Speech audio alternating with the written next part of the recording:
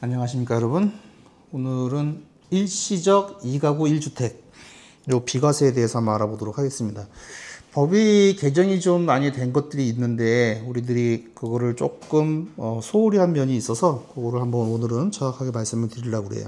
예전에는 종전주택을 취득한 날부터 1년 이상이 지나지 않고 분양권을 취득을 해도 일시적 1가구 2주택 비과세를 받을 수가 있었습니다. 근데 이게 개정이 됐어요. 그래서 분양권은 종전주택을 취득하고 1년 이내에 취득을 해도 상관이 없느냐, 비과세 지장이 없냐, 요 질문들이 있는데, 자, 요거는 맞기도 하고 틀리기도 해요. 자, 화면 한번 보실게요.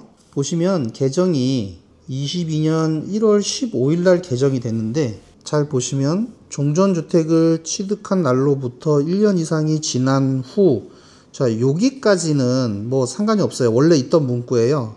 자, 그 다음에 신규주택, 승계조합원 입주권, 요거는 들어갔는데, 요번에 새로 들어간 부분이 요거 주택 분양권이에요. 지금 주택 분양권을 취득하고 라고 돼 있죠. 요 주택 분양권이 삽입이 된 거예요. 그렇게 돼서 종전주택을 취득한 날로부터 1년 이상이 지난 후에 분양권을 취득해야 일시적 2주택을 비과세를 적용받는 경우가 있고, 그렇지 않는 경우가 있어요. 어떤 경우냐, 자, 요 경우가 되겠죠. 22년 2월 15일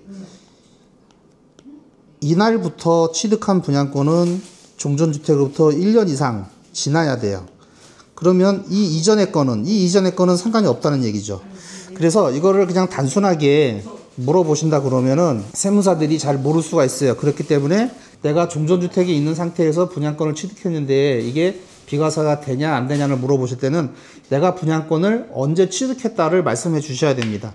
만약에 22년 2월 15일 이전에 취득했다 그러면 1년이라는 시간을 두지 않아도 비과세가 돼요. 그런데 내가 분양권을 22년 2월 15일 이후에 취득했다, 이렇게 됐을 때는 종전주택을 취득하고 1년 이상이 지난 후에 분양권을 취득했어야 일시적 비주택이 됩니다.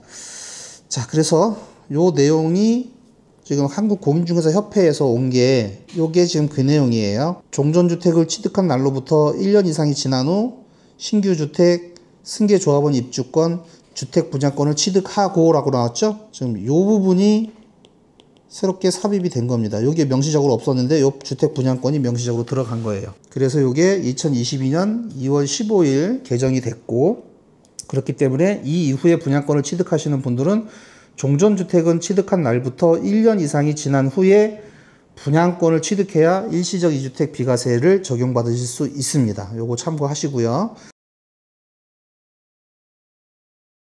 자, 그리고 분양권을 취득하고 3년이 지나기 전에 종전주택을 양도하는 경우에는 당연히 비과세가 되겠죠. 자, 분양권에 따라 취득하는 주택이 완성되기 전 또는 완성된 후라고 되어 있죠. 전후 3년 이내에 종전의 주택을 양도했을 경우 일시적 2가구 비주택이 적용이 됩니다. 자, 그래서 이 주택의 완성 시기는 일반적인 경우 새 아파트는 잔금 납부일, 대금 청산일을 취득일로 볼고요. 요 날로부터 3년 이내 종전주택을 처분하면 일시적 2주택 비과세가 되니까 요 점 참고해 주시면 될 것 같고, 종전주택을 취득한 후 1년이 지나지 않은 시점에서 분양권을 취득했을 때는 일시적 2가구 비주택이 적용되지 않는다는 거, 요거 꼭 참고하시고요. 그 다음에 하나 저희가 예전에 한번 또 말씀드린 게 있었죠. 상생임대주택. 상생임대주택인 경우에는 분양권 상태에 계약을 했을 때는 그 2년은 기간이 산입되지 않는다고 그랬어요. 요거 각별히 조심하시면 됩니다. 요 두 가지가 굉장히 중요해요.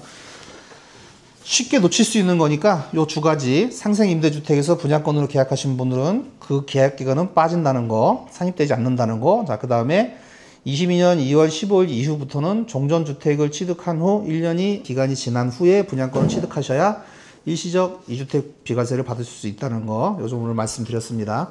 자, 오늘 여기까지 하고 다음 시간에 다시 뵙도록 하겠습니다.